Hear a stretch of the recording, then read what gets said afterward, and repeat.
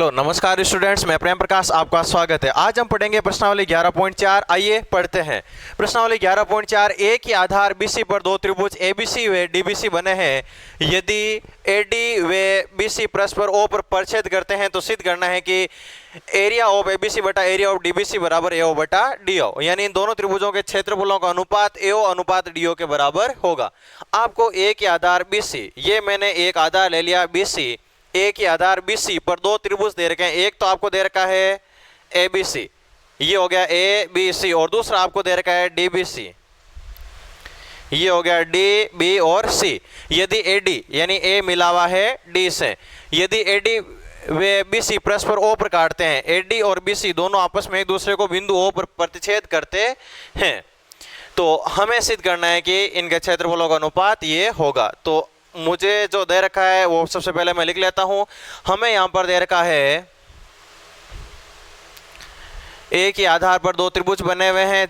बस आकृति में जितना आपको दिख रहा है इतना ही आपको दिया हुआ है, कोई विशेष यहां पर जानकारी नहीं दे रखी है। तो मैं यहां पर लिख देता हूं त्रिभुज एबीसी व त्रिभुज डीबीसी का उभयनिष्ठ आधार,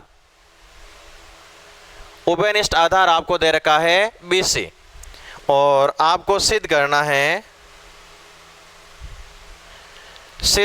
एरिया ऑफ एबीसी बटा एरिया ऑफ डीबीसी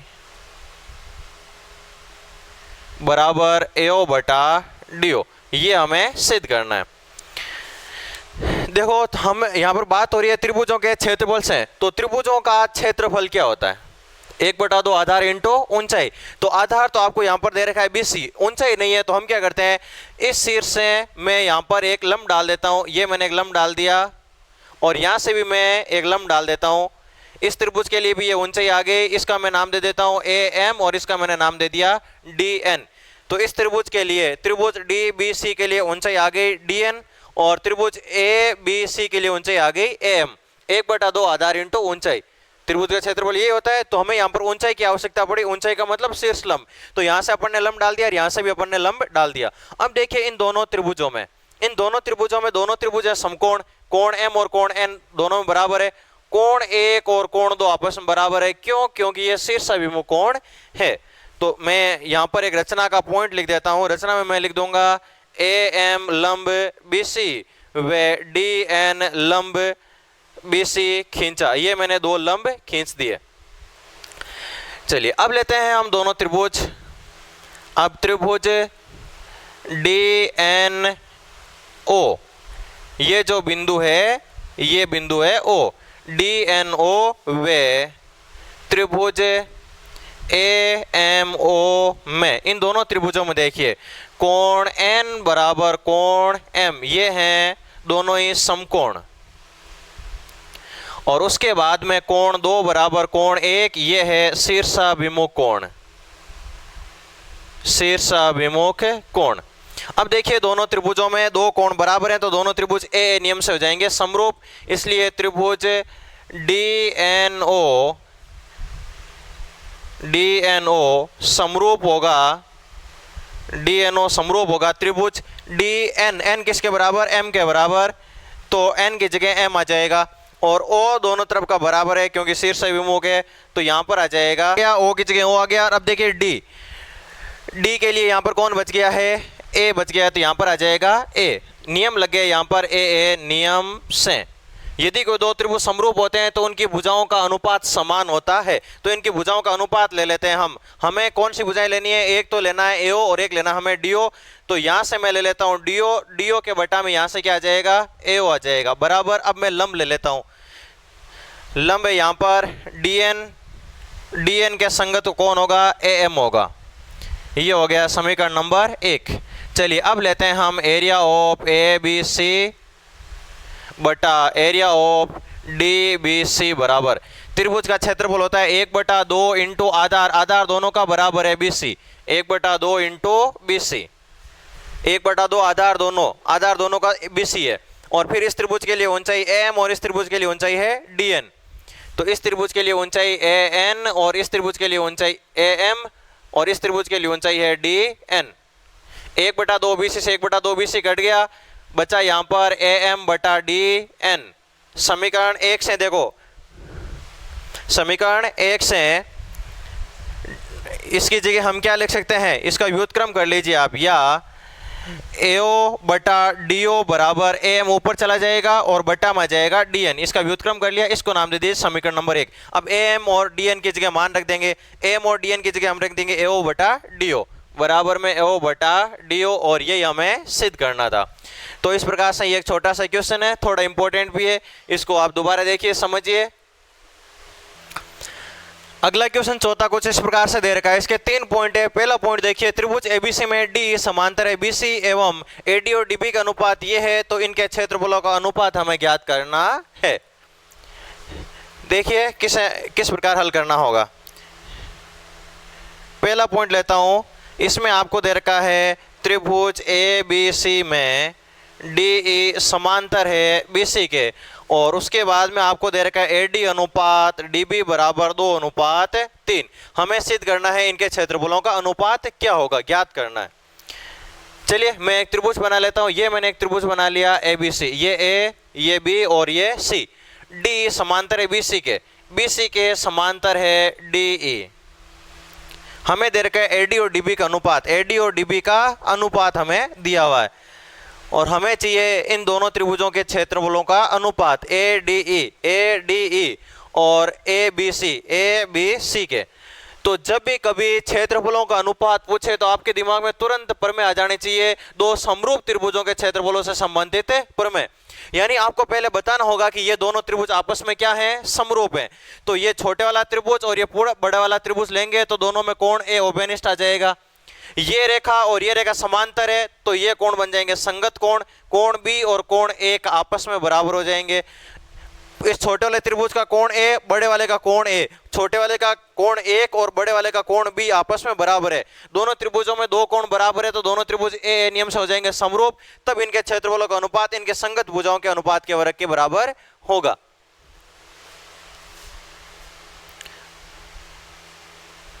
तो मैं यहां पर लिख देता हूं, त्रिभुज ABC में DE समांतर BC, तब DE BC के समांतर है, तब कोण B बराबर होगा कोण 1 के। कोण B और कोण 1 आपस में बराबर होंगे। अब देखिए त्रिभुज ADE, छोटे वाला त्रिभुज की बात कर रहा हूं, ADE वे त्रिभुज ABC में, ADE और ABC में, इन दोनों त्रिभुजों में देखिए क्या क्या बराबर है। इन दोनों त्रिभुजों में कोण A उभयनिष्ठ है, यहां पर लिख देना उभयनिष्ठ कोण। उसके बाद में छोटे वाले का कोण 1 और बड़े वाले त्रिभुज का कोण भी बराबर है, तो यहां पर लिख देना ये है संगत कोण। बराबर क्यों हुए, क्योंकि ये संगत कोण है, इसलिए त्रिभुज ADE समरूप हो जाएगा त्रिभुज ABC के। A के बराबर और D B के बराबर है, D है वो B के बराबर है। नियम लगेगा यहाँ पर AA नियम से। यदि कोई दो त्रिभुज समरूप होते हैं तो इनके क्षेत्रफलों का अनुपात, इसलिए एरिया ऑफ ADE बटा एरिया ऑफ ABC बराबर होगा इनके संगत भुजाओं के अनुपात के वर्ग के बराबर। आपको संगत भुजाएं लेनी है AD और DB वाली, तो यहां से मैं ले लेता हूं AD। तो AD के संगत कौन सी भुजा, यहां पर देखिए AD के संगत है AB भुजा, इसका हमें करना है वर्ग। AD का मान कितना है, AD का मान आपको दे रखा है, देखिए यहां पर कितना 2, ये 2 दे रखा है और ये 3 दिया हुआ है, तो AD का मान है 2 और बटा में लिखना है AB का मान। देखिए पूरी AB का मान कितना है, 2 और 3 कितना हो गया 5, तो AB का मान है 5, इसका हमें करना है वर्ग। दो समरूप त्रिभुजों के क्षेत्रफलों का अनुपात इनके संगत भुजाओं के अनुपात के वर्ग के बराबर। तो 2 का वर्ग हो जाएगा 4 और 5 का वर्ग हो जाएगा 25, अनुपात आ जाएगा 4:25। इस प्रकार से ये था आपके चौथे का पहला पॉइंट। अब रेखाखंड AB के बिंदु A व B पर आपको दे रखा है एक AB रेखाखंड, ये A और ये हो गया B। इन पर आपको दे रखे हैं PB और QA लंब है। यदि P व Q AB के दोनों ओर स्थित हैं, यदि P इस तरफ है तो Q इस तरफ होगा। तो मैं ले लेता हूं यहाँ पर ये A के साथ में कौन है, A के साथ में है Q, तो यहाँ पर मैं ले लेता हूँ Q, और B के साथ में P को मैं विपरीत ओर ले लेता हूँ। दोनों P व Q विपरीत ओर हैं, P व Q AB के दोनों ओर स्थित हैं। अब ये आगे कह रहा है पी व क्यू को मिलाने पर, तो मैं पी व क्यू को आपस में मिला देता हूं। मिलाने पर ये कहां पर काटते हैं, ओ पर काटते हैं। पीओ बराबर 5 सेंटीमीटर, पीओ का मान 5 सेंटीमीटर दे रखा है, इसका मान 5 सेंटीमीटर, और उसके बाद में क्यू ओ 7 सेंटीमीटर और पी ओ बी का क्षेत्रफल 150, पी ओ बी का क्षेत्रफल दे रखा है 150 सेंटीमीटर स्क्वायर, और हमें ज्ञात करना है क्यू ओ ए का क्षेत्रफल। चलिए ये दोनों लंब दे रखे हैं, तो यहाँ पर होगा 90 डिग्री कोण, यहाँ पर 90 डिग्री कोण, और कोण 1 बराबर कोण 2, ये हो गया शीर्षाभिमुख कोण। दोनों त्रिभुजों में दो कोण बराबर हैं, तो दोनों त्रिभुज ए नियम से हो जाएंगे समरूप। यहाँ पर मैं लिख देता हूँ, ये सेकेंड पॉइंट का आंसर है। अब त्रिभुज ए ओ क्यू व त्रिभुज पी ओ बी में, इन दोनों में देखिए कोण ए बराबर कोण बी, ये तो है समकोण, और इसके बाद में कोण 1 बराबर कोण 2, ये है शीर्षाभिमुख कोण।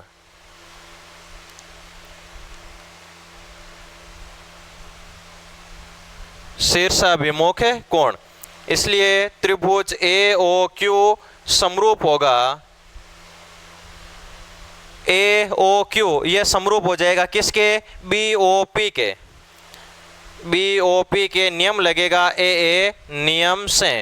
ये दोनों त्रिभुज हो गए समरूप। यदि कोई दो त्रिभुज समरूप होते हैं तो इनके क्षेत्रफलों का अनुपात इनके संगत भुजाओं के अनुपात के वर्ग के बराबर होता है। चलिए हम ले लेते हैं इनके क्षेत्रफलों का अनुपात। Area of A O Q बटा area of B O P बराबर होगा, संगत भुजाएं ले लीजिए।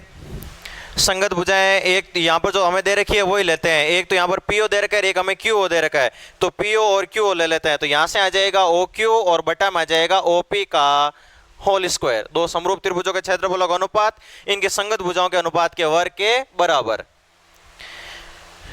ए ओ क्यू का क्षेत्रफल हमें ज्ञात करना है, ये तो हमें ज्ञात करना है ए ओ क्यू का क्षेत्रफल, तो मैं ये ऐसा ही लिख देता हूँ, area of A O Q बटा बी ओ पी। अब देखिए बी ओ पी का क्षेत्रफल आपको दे रखा है 150 बराबर संगत भुजाओं के अनुपात का वर्ग। संगत भुजाएं एक तो दे रखी है ओ क्यू और एक दे रखी है ओ पी। ओ क्यू का मान 7 और ओ पी का मान है 5, तो ये हो जाएगा 7 बटा 5 का वर्ग। Area of A O Q बराबर 7 का वर्ग होता है 49 और 5 का वर्ग होता है 25 बटा में 150, इधर भेजते 150 आ जाएगा इंटू में, 25 का भाग 150 में जाएगा 6 बार। Area of A O Q बराबर 49 को 6 से गुणा कर लीजिए। 49 को 6 से गुणा करने का मतलब है कि 50 को 6 से गुणा कर लो और फिर 6 घटा लो। 50 को 6 से गुणा करेंगे तो हो जाएंगे 300, 6 घटाएंगे तो ये हो जाएंगे 294 सेंटीमीटर स्क्वायर। तो इसका क्षेत्रफल आ जाएगा 294 सेंटीमीटर स्क्वायर। तो इस प्रकार से था ये सेकंड पॉइंट। अब लेते हैं इसका हम थर्ड पॉइंट। आकृति आपको दे रखी है, इसमें एक्स का मान ज्ञात करना है एबीसी के पदों में।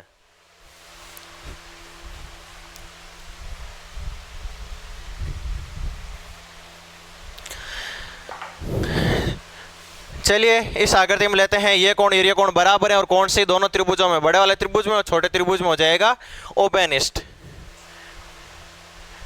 अब त्रिभुज ए सी ई व छोटे वाला त्रिभुज ए सी ई तो बड़े वाला त्रिभुज हो गया और छोटे वाला है बी सी डी में।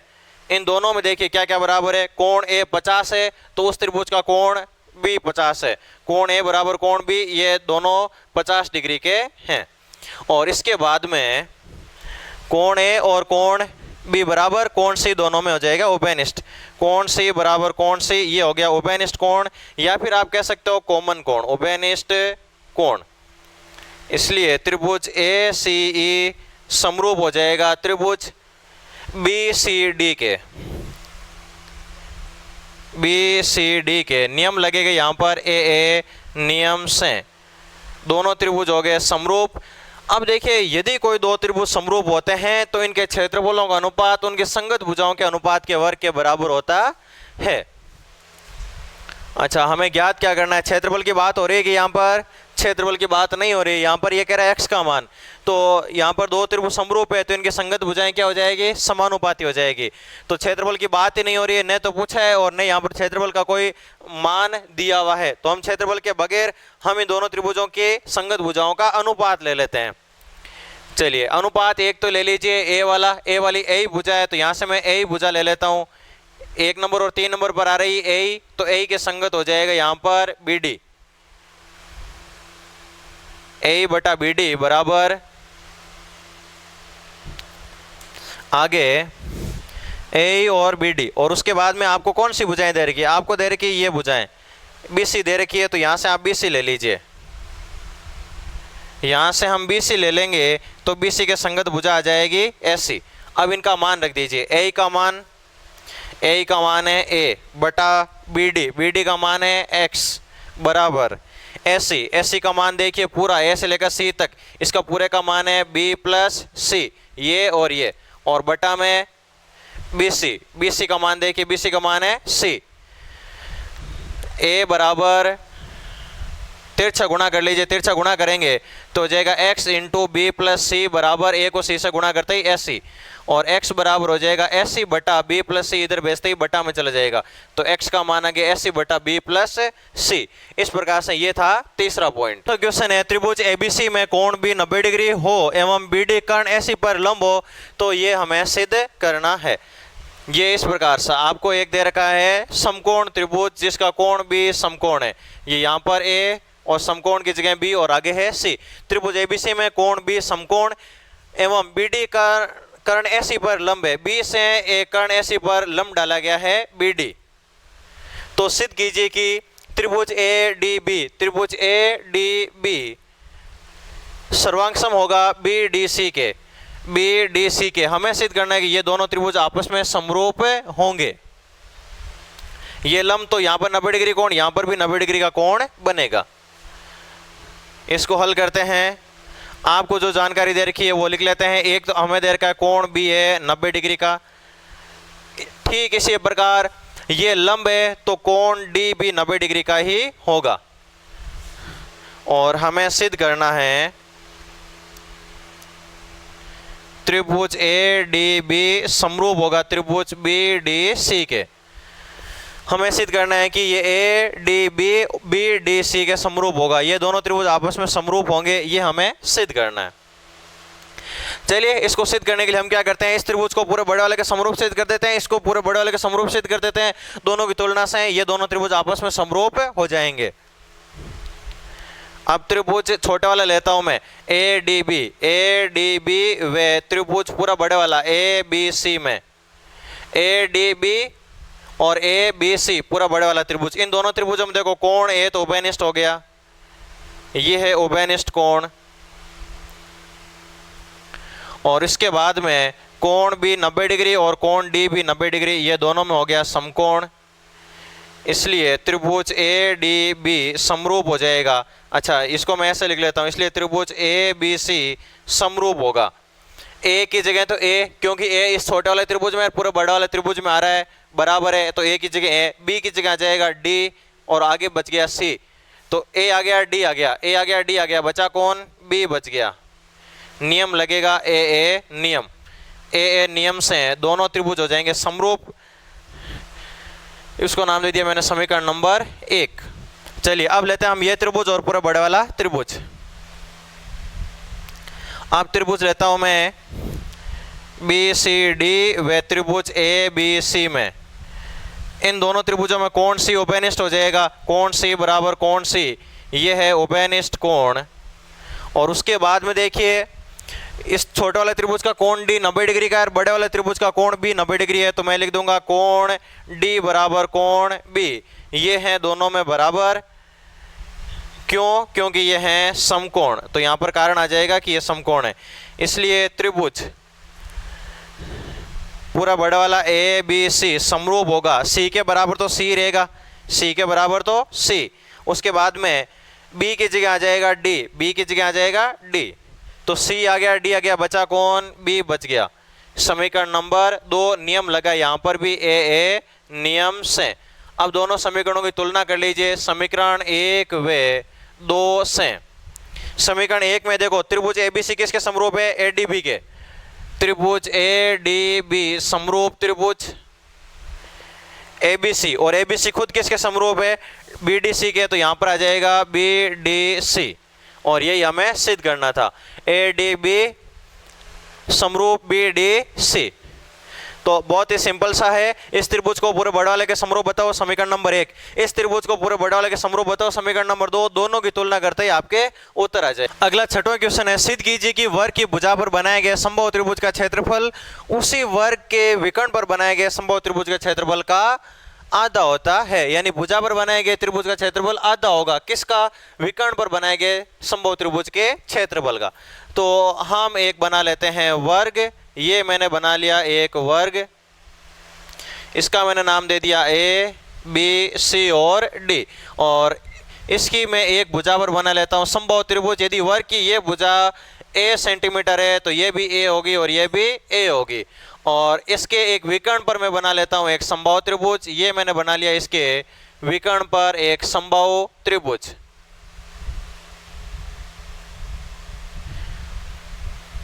इसका नाम मैं P देता हूं और इसका मैंने नाम दे दिया Q। यहां पर 90 डिग्री कोण, वर्ग की ये भुजा A सेंटीमीटर तो ये भी होगी A सेंटीमीटर। और मैं विकर्ण ज्ञात कर लेता हूं और विकर्ण हो जाएगी इस समद्विबाहु त्रिभुज की भुजा। ये भाग और ये भाग बराबर होगा। समबाहु त्रिभुज की तीनों भुजाएं आपस में बराबर होती है। तो हमें यहां पर दे रखा है ABCD एक वर्ग है तथा त्रिभुज BCD व त्रिभुज BDP BCQ और BDP ये दोनों समबाहु त्रिभुज हैं। दोनों समबाहु त्रिभुज है, ये हमें दिया हुआ है। और हमें सिद्ध करना है कि एरिया ऑफ भुजा पर बनाए गए त्रिभुज का क्षेत्रफल एरिया ऑफ BCQ बराबर होगा 1/2 एरिया ऑफ विकर्ण पर बनाए गए त्रिभुज BDP के क्षेत्रफल का। विकर्ण वाले का आधा होगा भुजा पर बनाए गए त्रिभुज का क्षेत्रफल। ये हमें सिद्ध करना है। चलिए आइए हम सिद्ध करते हैं इसको। तो सबसे पहले मैं यहाँ पर ले लेता हूँ त्रिभुज BCD में मैं कर्ण ज्ञात कर लेता हूँ। त्रिभुज BCD में कोण C बराबर 90 डिग्री, तब बोधायन परमेय